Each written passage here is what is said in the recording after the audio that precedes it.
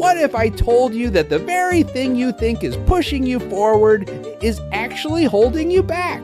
We live in a world that glorifies perfection. Flawless Instagram feeds, viral success stories, genius TED Talks. But here's the truth. Perfectionism isn't about excellence. It's about fear. Fear of being judged, fear of failure, fear of never being enough. And today, we're going to dismantle that fear piece by piece. By the end of this video, you'll not only understand why perfect is a myth, but you'll walk away with tools to reclaim your time, creativity, and peace of mind. Let's begin. Let me ask you something. Have you ever stayed up until 3 a.m. rewriting an email or put off starting a project because you were waiting for the perfect idea? Here's the thing, both of these people failed, but only one of them is free. Why? Because perfectionism isn't about the outcome. It's about the story we tell ourselves. If it's not perfect, I'm a failure. If I make a mistake, everyone will notice. Sound familiar? We're bombarded with messages that mistakes are shameful. But think about this. When you see someone trip on stage or burn a dish on a cooking show or post a TikTok blooper, do you judge them or do you laugh, relate, and root for them? We celebrate these moments because they're human. So why do we hold ourselves to impossible standards? Let's dig into the roots of perfectionism and how to rip them out. Perfectionism disguises itself as ambition. It whispers, just one more edit. Wait until you're ready. Don't share it yet. But here's the truth. It's not about excellence. It's about control. We believe if we do everything right, we'll avoid criticism, rejection, or shame. Let me share a personal story. Last year, I spent 3 days editing a 1-minute Instagram reel. 3 days, lighting, transitions, captions, everything had to be flawless. And guess what? It got the same number of likes as a 10-second clip I filmed on my couch in pajamas. No edits, no filters, just me being real. Perfectionism is a liar. It promises success, but delivers stress. And research proves it. Beyond a certain point, extra effort doesn't improve quality. It just feeds anxiety. Think about that. How many hours have you wasted chasing diminishing returns? Let's talk about what perfectionism steals from you. First, time. Hours lost overthinking, rewriting, and second-guessing. Then, relationships. Unrealistic expectations strain friendships, partnerships, and even parenting. And finally, opportunities. That dream job you didn't apply for because your resume wasn't perfect. The art you never shared because it wasn't finished. The trip you postponed because the timing wasn't right.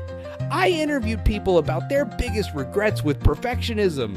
One person said, I missed my sister's wedding because I was obsessing over writing the perfect vows. And when I finally shared them, no one even remembered the speech. They just remembered I wasn't there. Perfectionism doesn't just steal your time, it steals your life. And here's the kicker. The more you chase perfect, the more it moves the goalposts. It's a treadmill you can't turn off. Let's get nerdy for a minute. Neuroscience shows perfectionism is a fear response. Your amygdala, the brain's alarm system, screams, "Don't risk it! What if you fail?" Meanwhile, your prefrontal cortex, the logical part, says, "Just hit send, it's fine." The fix? Train your brain to tolerate discomfort. Here's how. Name the fear. What's the worst that could happen? Will I get fired for a typo? Will my friends disown me for a messy kitchen? Reality check it. Has this ever actually happened? Did the world end last time I made a mistake? Rewire. What if good enough is enough? The first time I tried this, I posted a tweet with a typo on purpose. My hands were shaking. But guess what? The world didn't end. In fact, people replied, "Same."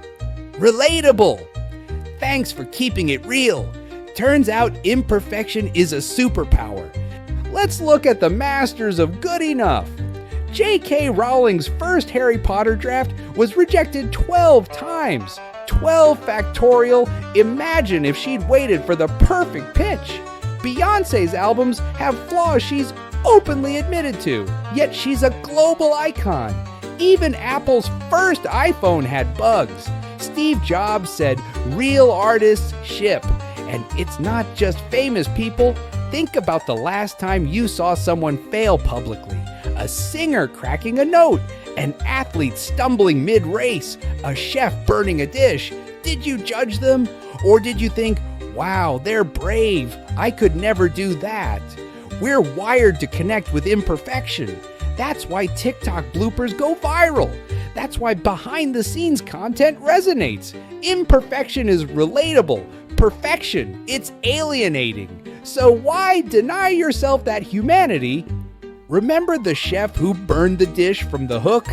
They're now a culinary instructor. Their secret? Embracing imperfection as a teaching tool. I show students how to fix mistakes, they said. That's where the real learning happens. Meanwhile, the student crying over their laptop, still rewriting that paper from 3 years ago. Here's a personal story. This vase was my grandma's. I broke it trying to clean it perfectly. For weeks, I hid the pieces, terrified to admit I'd messed up. Finally, I glued it back together. The cracks are still there, but now they remind me, imperfections tell a story. Perfection, it's just empty. Perfection is sterile. Progress is alive. The antidote to perfectionism isn't lowering standards. It's raising your tolerance for being human. Start small. Send that email with a typo. Share your art before it's finished. Say yes to opportunities before you feel ready. Your life isn't a highlight reel. It's a work in progress. And progress? That's where the magic happens. Think about this. In 5 years, will you remember the typo in that presentation or the courage it took to share it? Will you care about the messy kitchen or the memories made with friends laughing over burnt cookies? Let's choose progress. Let's choose joy. Let's choose being human. If this hit home, let me know. Drop a flexed bicep emoji in the comments. Share your own imperfect win this week and tag someone who needs to hear this. And hey, if you're watching this, you've already taken a step. You showed up imperfectly to learn and grow. That's worth celebrating. Don't forget to subscribe for more raw, real talks about life. Hit the bell so you never miss a video. And remember, perfect is boring. Be brave instead. P.S. Imperfect outtakes are the best part.